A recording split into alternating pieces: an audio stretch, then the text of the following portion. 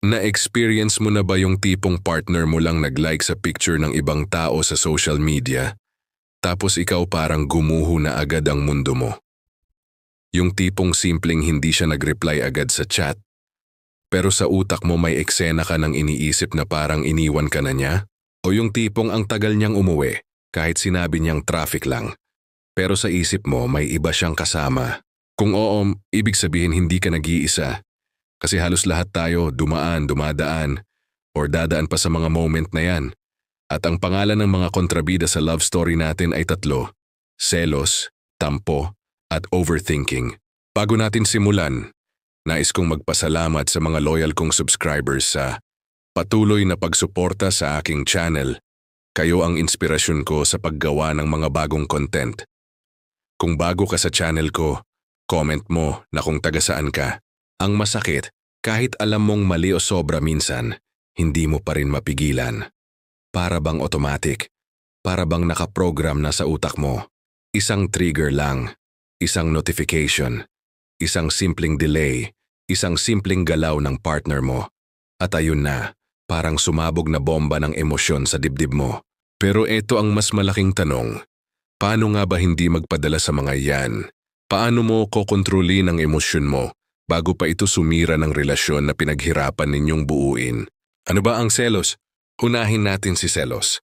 Ang selos parang multo. Minsan totoo, minsan imahinasyon lang, pero ang ending, natatakot ka pa rin. Selos ang pakiramdam na baka may ibang mas mahal, mas pinapahalagahan, o mas nakakapagbigay saya sa partner mo bukod sa'yo. Hindi mo siya makausap ng diretsyo kasi takot ka na baka sabihing OA ka lang. Pero deep inside, parang may butas sa dibdib mo na hindi mo mapuno. Nag-scroll ka sa Facebook. Nakita mo may nilike na picture yung partner mo, isang kaibigan niyang opposite sex. Sa iba, wala lang yun. Pero sa'yo, parang sampal. Bakit siya nag-like? Attracted ba siya? Ako ba hindi sapat? Boom, araw mo sira na. Ano ba ang tampo? Next, si tampo. Kung selos ay apoy, ang tampo naman ay yelo. Tahimik, malamig. Parang hindi nagsasalita pero ramdam mo ang lamig sa hangin. Ito yung mga moment na imbes kausapin mo, pipiliin mong manahimik. Imbes sabihin mong nasaktan ako, ang sinasabi mo lang ay bahala ka. Pero sa totoo ang ibig mong sabihin, sana pansinin mo ako. Sana unahin mo ako. Example, nag-outing ang partner mo kasama ang barkada. Hindi ka na isama kasi all boys or all girls trip. Sabi niya, wala namang masama. Pero ikaw, imbes intindihin, tumahimik ka. Pumasok ka sa silent treatment mode. At sa utak mo, siguro ayaw niya akong isama kasi may tinatago siya. Siguro may ayaw siyang ipakita sa akin. Ano ba ang overthinking? At syempre ang reyna ng lahat, overthinking. Kung may Olympics para sa utak, gold medalist ang mga overthinker. Overthinking yung moment na wala namang nangyayari. Pero nag-iimbento ka ng teleserye sa utak mo. Bakit hindi siya nag-text? Baka may kausap siyang iba. Bakit hindi siya sweet ngayon? Baka nagsasawa na siya. Bakit parang busy siya lagi? Baka may iba na siyang kinakausap. In reality, baka naglalaro lang siya ng ML, nanonood ng anime o pagod sa trabaho. Pero sa isip mo, kompleto na ang script. Ikaw ang bida, siya ang kontrabida, at may third party na extra. Tanong, normal ba itong mga nararamdaman? O, dahil ang ugat ng selos, tampo at overthinking ay tatlo rin. 1. Takot na maiwan. Lahat tayo may fear of abandonment. Ayaw nating mawala ng taong mahal natin. 2. Insecurity. Kapag kulang ka sa tiwala sa sarili mo, konting bagay lang trigger agad. 3. Attachment. Kapag sobrang kapit mo, lahat ng maliliit na bagay lumalaki. Parang halaman na hindi madiligan. Konting init lang, natutuyo agad. Ganun din ang puso kapag kulang sa tiwala o security. Scenario 1. Social media jealousy. Nag-like siya ng picture ng opposite sex na naka-beach outfit. Ikaw, bakit siya nag-like? Crush niya ba? Hindi ba ako sapat? Samantalang sa kanya, simpleng appreciation lang yun. Scenario 2. Delay sa reply. Naka-online siya pero hindi nag-reply. Ikaw, may kausap siyang iba. Samantalang sa totoo nasa banyo lang siya. Scenario 3. Hindi kayo sinama. Nag-outing siya ng barkada. Hindi ka na isama kasi exclusive. Ikaw, may tinatago siya. Pero totoo gusto lang niyang mag-spend ng time with friends. Ang selos ay parang apoy. Kung maliit lang, nagbibigay init. Pero kapag lumaki, sinusunog ang lahat. Ang tampo ay parang yelo.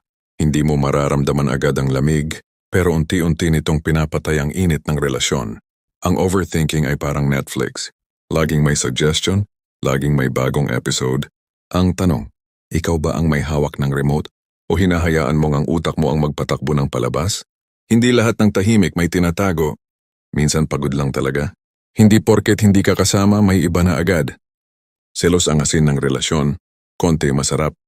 Sobra maalat. Ngayon, eto ang masakit na totoo. Ang tatlong to ay may cycle.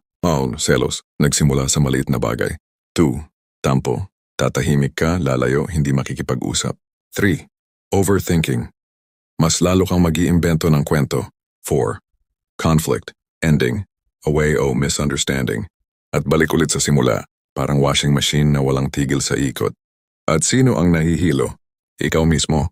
Habang paulit-ulit ang cycle, unti-unti nitong kinakain ang tiwala, respeto at pagmamahalan sa relasyon. Kaya kung nararamdaman mong madalas ka ring nalulunod sa selos, tempo at overthinking, stay ka lang dito.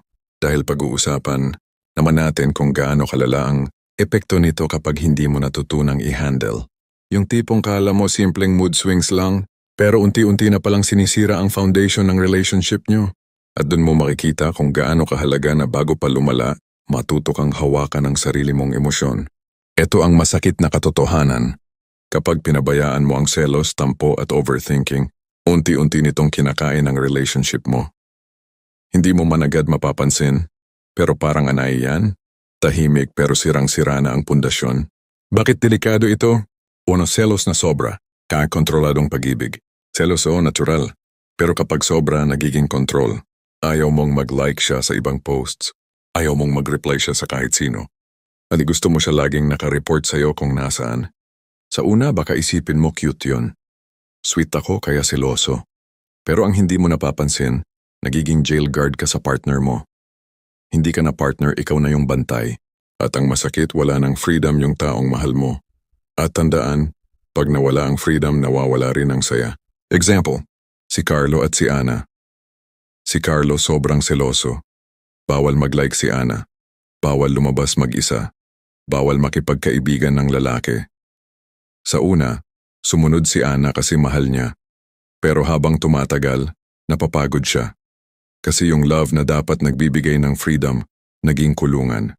Ending, umalis si Ana. Tuwagi tampo, Hariro, silent killer. Kung ang selos ay apoy, ang tampo ay lamig. At ang lamig na ito kapag pinatagal, kayang pumatay ng apoy ng pagmamahalan. Bakit? Kasi ang tampo, imbes na maging conversation, nagiging wall. Imbes na maging solusyon, nagiging distansya. Example, si Mark at si Jenny. Si Jenny tampuhin. Tuwing may bagay na hindi siya nagugustuhan, tatahimik siya. Hindi siya magre-reply. Hindi siya makikipag-usap. Si Mark naman, clueless. Hindi niya alam kung ano ang mali. Kaya ang nangyayari, imbes masolusyunan, lalong lumalaki. Hanggang dumating sa point na kahit maliit na bagay, tampuhan agad. At ang relasyon nila, parang laging may malamig na hangin. Walang init, walang lambing. Tandaan, hindi lahat ng sugat ay dahil sa sugat na malaki. Minsan, maliit na sugat lang pero hindi ginamot, nagiging impeksyon. Ganun ang tampo. 3. Overthinking, pagpatay sa sarili mong kaligayahan. Ito na siguro ang pinaka-common at pinaka-mapanganib. Kapag nag-overthink ka, ikaw na mismo ang sumisira sa sarili mong kaligayahan. Kahit wala pang nangyayaring masama, ikaw na mismo ang gumagawa ng dahilan para masaktan. Example, nag-text ka, "Good night, love." Hindi siya nag-reply agad. Sa utak mo, hindi niya na ako mahal. Siguro may kausap siyang iba. Siguro sawa na siya sa akin. Tapos ayun, buong gabi hindi ka makatulog. Umiiyak ka. Samantalang ang totoo, natulog lang siya agad kasi pagod sa trabaho.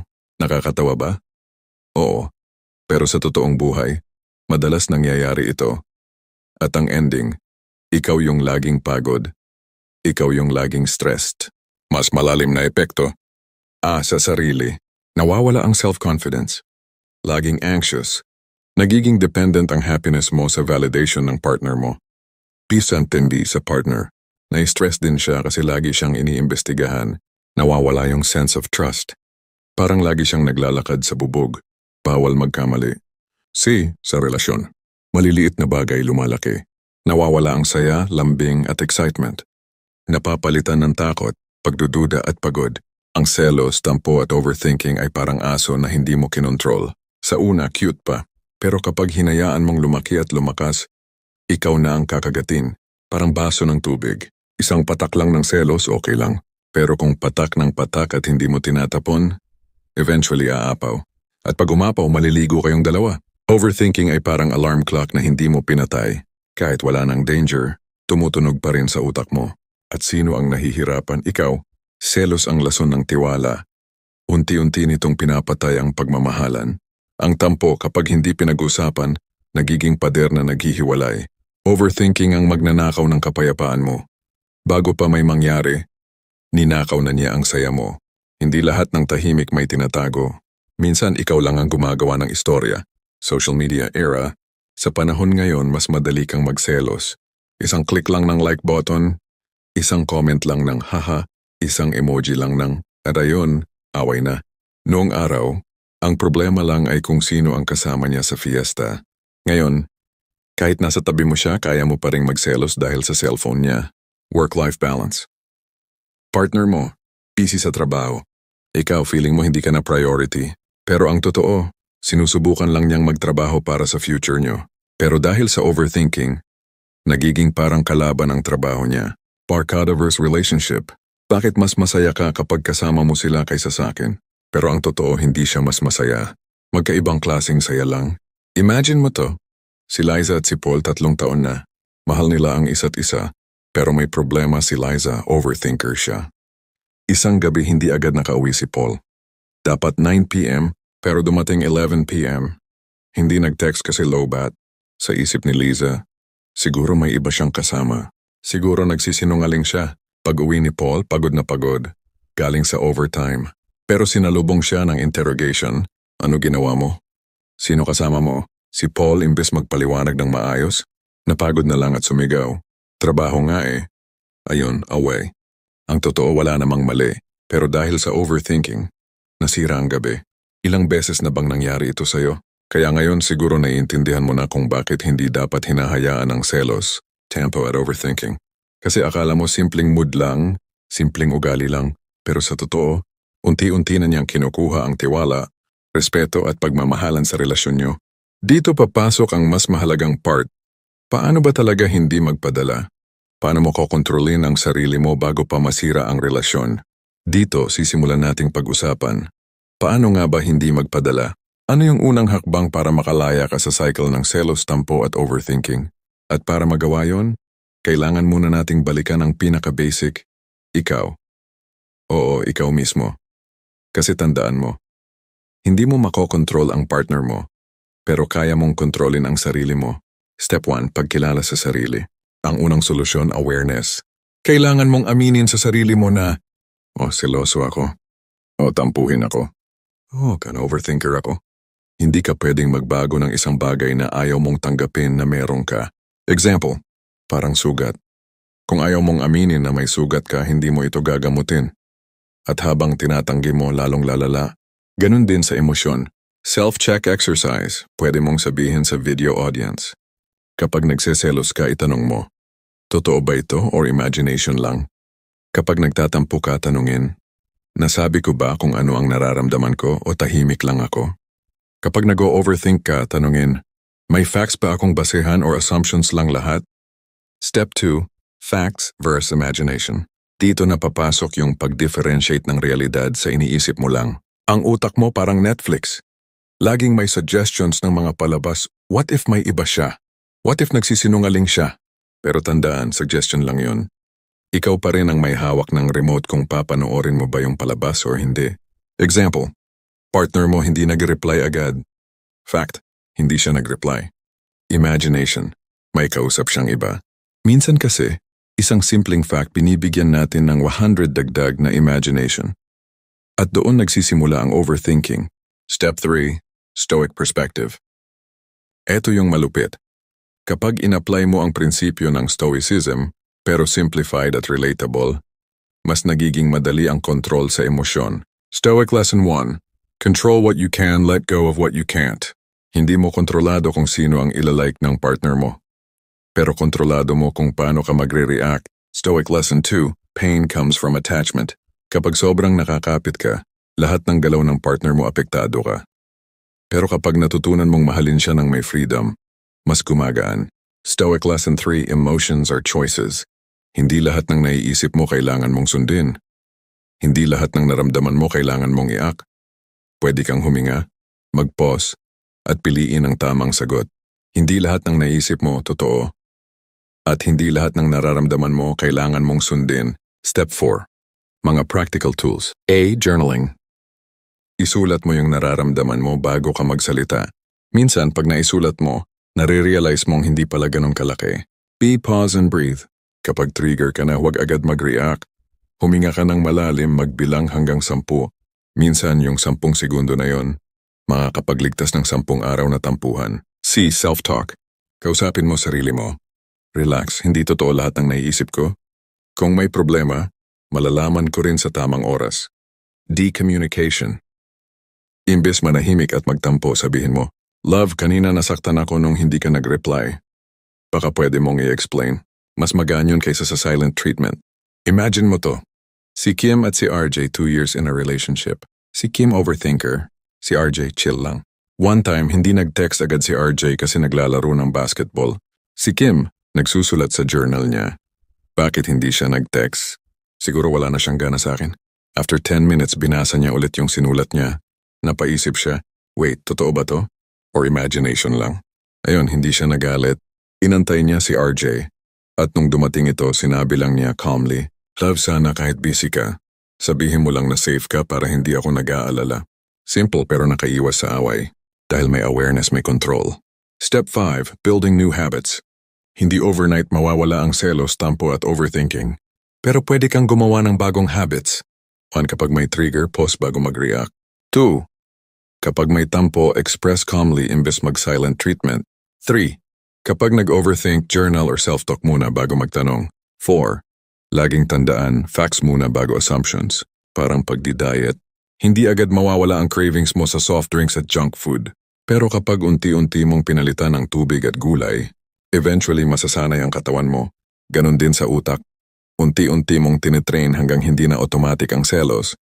Tempo at overthinking. Hindi mo hawak ang kilos ng partner mo pero hawak mo ang reaction mo.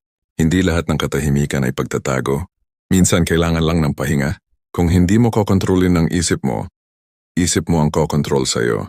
Mas nakakatakot ang kwento na gawa ng utak kaysa sa totoong nangyayari. Ngayon bibigyan na kita ng buong solusyon. Step by step, practical, relatable. Hindi lang para hindi ka na madaig ng selos, tampo, at overthinking, kundi para mas maging buo ang tiwala, respeto at pagmamahalan niyo ng partner mo. Step 1. Communication without accusation. Isa sa pinakamalaking dahilan kung bakit lumalala ang selos, tampo at overthinking ay dahil hindi ito na-i-express ng maayos. Golden rule, kapag magsasalita ka, sabihin ang nararamdaman mo, hindi ang akusasyon mo. Mali. Siguro may iba ka kaya hindi ka nag-reply. Tama. Love, nag-aalala ako kapag hindi ka nagre-reply agad. Pwede mo bang sabihin next time kung busy ka lang? Parang customer service. Kapag galit ka agad, hindi ka tutulungan. Pero kapag maayos kang nagsabi ng concern, mas mabilis ka nilang naiintindihan. Ganon din sa partner mo. Step 2. Trust building through small actions. Trust hindi lang yan biglaan. Binubuo yan sa maliliit na bagay. Example, kung sabi mong uwi ka ng 8 kahit 8:30 mag-update ka. Kung hindi ka makaka-reply, simple busy ako love. Mamaya ako mag-e-explain. Malaking bagay na yon. At syempre ikaw rin, huwag mong isipin na lahat ng delays like ang pagtataksil. Kasi minsan, simpleng responsibility lang sa trabaho o pamilya. Ang tiwala parang salamin. Kapag nabasag, pwede mong buuin pero hindi na kasing kinis. Kaya alagaan mo bago pa mabasag. Step 3. Self-confidence development. Maraming selos at overthinking galing sa insecurity. Kung pakiramdam mo hindi ka sapat, kahit anong gawin ng partner mo, kulang pa rin. Kaya kailangan mong palakasin ang sarili mo. Practical tips. Ayusin ang sarili, health, hobbies, goals. Magkaroon ng sariling buhay sa labas ng relationship, friends, career, growth. Alalahanin na hindi mo kailangan ng constant validation para maging buo. Parang cellphone battery. Kung ikaw mismo low-bat kahit isaksak ka sa partner mo, laging draining ang mangyayari. Pero kung ikaw ay puno na, hindi ka dependent sa kuryente ng iba. Step 4, detachment mindset. Ito ang pinaka-powerful pero pinaka-challenging detachment. Ibig sabihin, mahal kita pero hindi kita pagmamayari. Hindi porket mahal mo siya, ikaw lang ang dapat niyang tingnan 24/7. Hindi porket kayo wala na siyang sariling space. Hindi porket ikaw ang partner niya, hawak mo lahat ng galaw niya. Kapag masyado kang kumakapit, natatakot ka laging mawala. Pero kapag natutunan mong mahalin ng may freedom, mas nagiging totoo at mas tumatagal ang pagmamahalan. Ang tunay na pagmamahal hindi pagkakulong. Ito'y pagbibigay ng kalayaan para piliin ka araw-araw. Step 5. Social media and modern dating application. Sa panahon ngayon, malaking factor ang social media sa selos at overthinking. Kaya kailangan nyo ng healthy boundaries. Examples. Mag-usap kayo kung okay lang ba mag-like ng opposite sex photos. Kung may ayaw ka, sabihin mo. Hindi yung magtampo ka lang ng tahimik. Kung busy siya online pero hindi nagre-reply, huwag agad mag-assume. Baka nanonood lang siya ng reels o nagbabasa ng memes. Pro tip, don't stalk. Kapag sinilip mo lahat ng likes, comments, friends list, lagi kang makakahanap ng ikakasakit mo. Tandaan, kung gusto niyang magtago, magtatago siya. Pero kung may tiwala, hindi mo na kailangan ng spy mode. Step 6, giving space without guilt. Importante ang personal space sa relasyon. Kapag pinigilan mo, mas lalo lang siyang lalayo. Example, may barkada trip siya, payagan mo. Gusto niyang magpahinga mag-isa, hayaan mo. Ikaw rin, gawin mo rin para balance. Kasi kung hindi kayo bibigyan ng space, parang halaman na laging dinidiligan. Imbes lumago, malulunod. Step 7. Daily habits para iwas selos, tempo at overthinking. 1 gratitude practice. Bago matulog, isipin ang 3 bagay na pinasaya ka ng partner mo. For 2. Daily check-in. Kahit simpleng kumusta ka, malaking bagay para hindi magkaroon ng distansya. 3. Positive self-talk. Sabihin sa sarili mo, ako ay sapat. Ako ay mahalaga. Hindi ako dapat matakot. 4. Limit overthinking time.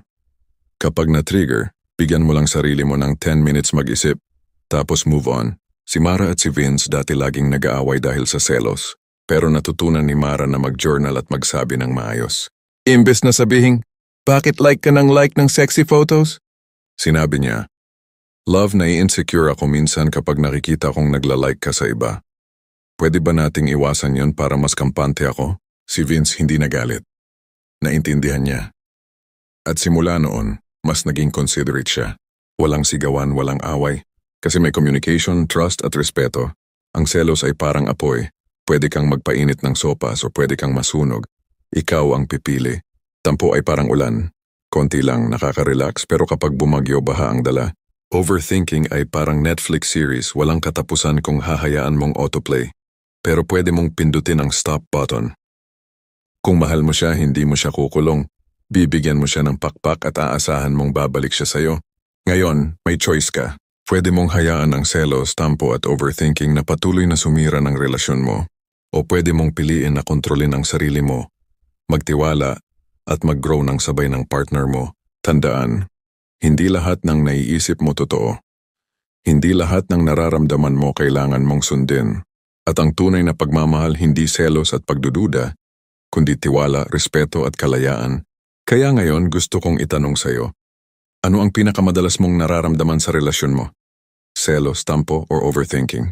At paano mo siya hinahandle? I-comment mo sa baba, dahil baka yung sagot mo makatulong din sa ibang nanonood. At kung may natutunan ka dito, huwag kalimutang i-like, i-share sa mga kaibigan mong kailangan din nito, at mag-subscribe para sa mas maraming videos tungkol sa love, relationship, at self-growth. Remember this. Ang selos, tampo at overthinking ay hindi kailanman mas malakas kaysa sa taong marunong magmahal ng may wisdom at control. See you sa susunod na video.